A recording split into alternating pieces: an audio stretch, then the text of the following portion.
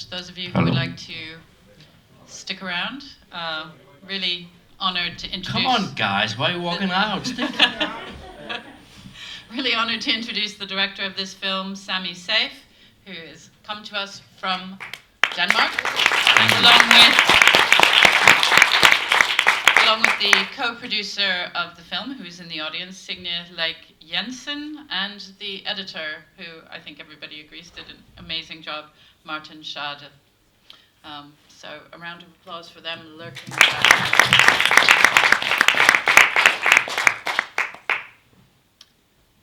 So I'm conscious of the fact that many of the people who are here because they're fans of Gigi Allin's work. Sure.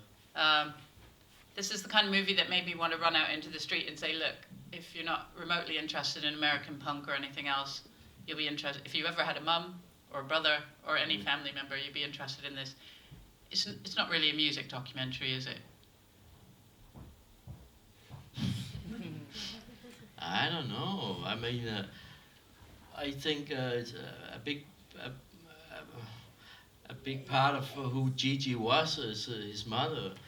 I don't know. I think I think a good music documentary also tells where the music comes from and where the personality comes from. And Gigi has a lot from his mother. I mean, she's very strong, and I mean, I think some of his success is because of his mother. I mean, she's like a survivor. She's a pretty amazing woman. Yeah, she's so cool. It proves my theory that musicians' mums are a lot more interesting than musicians. Here's my theory. I'm going to roll with it. What do you guys say about it? So, maybe you could tell me how you came to make this film. This isn't your first film. You're an acclaimed director. It's obviously a huge commitment to take on a particular film. Were you already a fan of his work, or how did you come to this project? When I was young, I liked hip hop and we listened to hip hop, and it was the VHS days, and one guy had this VHS with Gigi Allin, and we all like saw that, and we were like, oh my God, cool. You know, because when you see that when you're young, you think it's fucking cool. He was crazy, you know, and wild, and so we skated and listened to hip hop and started to listen to punk and metal and like that. So Gigi was just a VHS tape or so when I was young of this crazy guy, and then I saw Merle had made a very short excerpt on one of the DVDs with his mother, and I was like, this can't be true. How can Gigi Allin's mother be a well-functioning woman? Because I was thinking Gigi Allin's mother must be. I'm sorry. I was thinking that okay, his mother was some kind of crack hoe. I mean, of course. So that's why I was like, this is crazy. How did it go from being amazed at that small DVD clip to making a movie? There's a big jump from one to the other. Yeah, but then I was so curious, and I was like, then I started to. Of course, I watched Hated. I really loved Hated. So this is another documentary about Gigi Allin. So it's a film about the concept of what you should say. You know that really it's a very funny film, and it's about the legend and all the crazy stuff he did, and it's very funny. So that. And I thought, okay, if I should make another movie about Gigi Allin, I should make like a movie where the mother was like. So I started so I contacted Merle and said, "What is this? This is my name, and is your mother still alive?" And he said, "Oh yes, she's doing fine. And who are you?" And I said, "Would it be possible I could come over and talk with your mother?" And he was like, I don't think so. Why? Oh, because I think I cannot understand that your mother is like that when Gigi was so crazy and you look so dangerous. And then he said, well, I don't think, but you can come over and meet me and then we can talk. So I did that, and then I got to go to the mother I could meet her. And was she suspicious of you to begin with? Yeah, totally, because she was like she didn't like people to know that she was Gigi Allen's mother. She was very ashamed of what he did, and It's a great moment when she says, "People ask me what my son's band is called, and Yeah. I say I don't know." yeah, so she was very ashamed of it. But I started to talk with her about her own story, and she's like, I think she liked that someone were interested in her story and her life story, because it was always so she liked the idea that she could tell it from her point of view. Um, or How else- did she yeah. trust you enough to let you film it, though? Because obviously she knows there are Yeah, but plenty of I, people I, who are I, I interested in used the some legend. time on that, because for me it's very important that they understand what I wanted to do, and I said I wanted to make a soft movie about this and your life, and then she said, okay, so let's see what happens then. Maybe I don't want to talk about it all, and then we just bonded, and she started to crack jokes on me, and Anders were more on the test shootings, and she was like, he's like the Swedish guy, very soft and very handsome. So she was like, I like you, Sammy, but I really love Anders. And she said that. So she played all those games, and I was like, hey, we're bonding here. That's fun. And then I promised her to make a film where her story came through, because I think she wanted to. She was very sad that people thought he was crazy, but they, she didn't have told the story from her point of view. So, When you're making a film about a particular musician, you know that the people who are primarily going to be interested in it will be fans of that. of course, yeah. That artist. Sure. Did you wonder whether this film was going to disappoint Yeah, his fans? I did. I was worried, because it's very difficult when you make a soft movie about a tough guy, because it's like. And a really tough woman. A much tougher yeah, woman but, than no, her but son. first it's like I know that from myself. You want your rock stars to be like these. I like Lemmy, and I love the Lemmy film, but it also have some soft moments, and that's my favorite moments in that film, because then you suddenly see it from another point of view. So, but of course I was afraid that because Merle here. Merle, he was like, it was very difficult with Merle, because he was so used to the role as the tough guy. I mean, that's the trait. That's what they live off. All musicians are like have special traits, So, and his trait was like being a punk rocker and Gigi Allen's brother. So it took some time to make him understand that I want to make a soft film, Merle, because when we turned on the camera, he was like, well, and with sunglasses on, and I was like, why do I have sunglasses on? Yeah, that's me. So I used so much time to make him like understand that I wanted to make a soft film. I guess patience is the key role here for you and the people Yeah, you're but working also, with. but I'm not that patient. I cannot wait too long. So I was like, take off the glasses, and he was like, why do I have to take off the fucking glass? And of course, so we argued a lot in front of the camera, and then I want him tired, because why do we have to sit all the time? And then I said, take off the glasses so we can do it. And then he took off the glasses. So I just mean that with Merle, it took some time before he understood. But is that all right to make a soft film? And then I think he said, at one point he said, what is this? Is this a gay movie? What are you doing about this? And I was like, no, it's not. It's like. So that was his kind of protection, but after some time, I'm sorry, I'm not against gays or anything, but it took some time for him to understand that I wanted to make the family story, and when he got that, and then he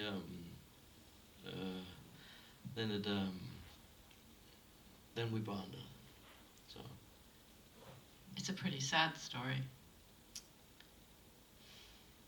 Did you say? it's a pretty normal story. People are. I mean, in our lives, there's a lot of fuck ups we just don't talk about. I mean, why? I mean, it's not that unnormal that kids get beaten or shit happens in families. I mean, and I think that these stories are important, because I don't know why we came to a world where we don't talk about what happens in our life. It's like we get alienated from normality. I mean, it's. I believe it's. We all have a lot of fuck ups in our life, and it's good to tell these stories. I mean, and it's people get strong. I mean, she survived. Do you think this is a movie made by a grown-up, looking back with greater insight on the stuff that seemed really cool when you were a skateboarding kid? I mean, you must have a different perspective on him, on his family, on what musical rebellion is than when you're 15 and something just seems cool because it's extreme. Yes, of course, of course. But I like the idea that you have an image of something that is one image and then you twist it around. I like that because nothing is like it looks like in show business or anything. I mean, Gigi was not like this all the time. He also knew that he had to be like this too, and he got caught in the action. I mean, I don't think it was easy to do that show every night. I mean, it's a pretty crazy show. So, but about the sadness, I don't. I think because I don't. I mean, I'm not like when I talk with her like oh, this happens. Oh my God! I mean, I can handle that when I talk with her. I mean, all right, this happened. I mean, and now you're here and you're strong and you're loving life. That's awesome. I mean, that's cool. She's a very strong woman. She got raped. She had a lot of shit happen, but she survived. I mean, that's good. Again, I'm conscious of the fact that there are a lot of people here who may be here because they are fans of his music. I wonder when I look at this, were people who went to his gigs merely voyeurs looking at someone who is mentally ill, acting out pain? People shouldn't have been paying money to watch that. He's a working class person who ended up being treated as a freak show. Piero Manzoni could put his shit in a can and art galleries around the world would keep it, but here's someone who was treated as a kind of white trash freak show, and maybe we should have not been doing that. Is that valid? It makes me feel uncomfortable looking at it. I would have loved to go to one of those concerts. And it was like you had him up there and you could choose to be behind, like or be in front. Most people were like down there and just enjoying the beer, like, oh, look at that shit, oh man, it's fun, you know. And someone was a little bit close, and the ones that really wanted the action were up front, you know. So I think that he delivered great entertainment, and I don't think, I think for him, he got the best he could get, man. Not even if his disease or how he was. I think that he had more fun than he had sadness during his shows. Okay. I think so. Was he a First Amendment defender, to refer to what the lawyer said? Upholding the principles of free speech? Come on now. What do you mean? The ability to say the unsayable, do the undoable. Was he important in that way? Testing the boundaries of just... Yeah, I think so. Of course he was. I mean, it's rock and roll. He made a great show, man. It's a great rock and roll show. It's history. He made a lot of people saw some great entertainment and a great show, and he made fucking great music. I mean, I think. If it's rock and roll, I'm on that. You know, it has to be. It's rock and roll. It has to be. I love metal and shit like that, and I love when they're on stage there and like being mean and oh, you motherfuckers out there. I love that. I love it. It's really great. What's the closest in terms of you did never see him perform live? No. So what's the closest in terms of excitement, if you imagine that you have seen in a live performance that came closest to that kind of danger and edge? Oh man. Anything in hip hop? Anything in metal? No, not hip hop. I think hip hop sucks. I don't know. Danger. Okay, I saw Motorhead and Lemmy was really drunk. And he was like fucking everything up, and he was starting out, okay, old ladies, show me your tits. And so many ladies were doing this, and everything went crazy, and he like poured beer all over himself, and then the music was so fucking loud, and the room was so small, and he was just mean, and that felt pretty good. I mean, he was in a bad mood, you know. So that was a really good concert because it was a bit dangerous. It felt a little bit like, what is wrong with Lemmy tonight? It was like, oh fuck you. When you were trying to present on screen, to look for footage of performances of Gigi's that gave people who might not know his work, or indeed people who did, an idea of what a great performance was it out there? Did you have to search really hard to find it? Clearly he was an act that was playing small clubs. There wasn't an MTV camera everywhere. No. Was it hard to find? No, because he was this phenomenon. I mean, so people just brought their home the cameras, and just small clubs. People they didn't care about if you brought a camera. So a lot of people brought a camera because it was like, the crazy man is coming to town. So they found a camera and filmed him. Did you reach out to fans, or how did you get your hands on existing footage? No, this is where YouTube is fantastic. You just go on YouTube, and then you just write to the person, what is this? Oh, that's a tape we got from there. And so it was, yeah. So people were happy to participate and that you have access to the footage? Yeah, but yeah, of course they were, because it's a part of the history. People like to have something in the movie. I'd like to open up to questions from the audience. I'm sure there will be a lot. I guess my last question would be, if a documentary is a journey of discovery, you start off with something that's interesting and you try to find out more. What was the most interesting thing to you that you discovered about him, or about, obviously, learning more about his mum and about his brother, but what did you know at the end that you didn't know at the beginning, maybe, about him?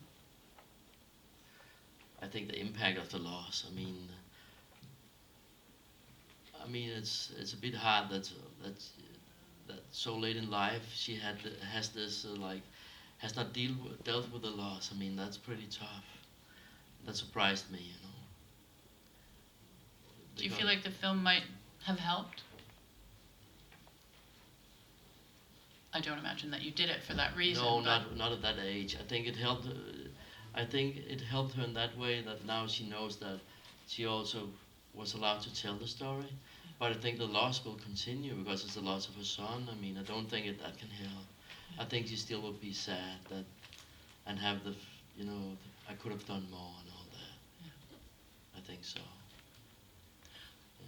Would anyone like to ask any questions of Sammy? I think we might have a roving mic. This gentleman here. I don't know, is his father still alive? Did you try and track him down? No, he died in '93. All right, okay. 91. Did you have any footage of him, or was Just there any? just the photos in the film. Right. He was he didn't like people. He was like really recluse, and he was became very religious and weird. So he thought his son was Satan's little helpers. So. Yeah. He was. He could see things. That man. Yeah, he was Anyone else right. who would like to ask a question? Please. At the end of the movie, his mother is obviously participating in promoting Gigi, Yeah. which was very surprising to a lot of us, I would imagine. I'm Mm. speaking for myself here, obviously. How much of that is not in the film that she participates in? Is that a one-off? She participates in the anniversaries every 10th year, and this was the 20 years anniversary, and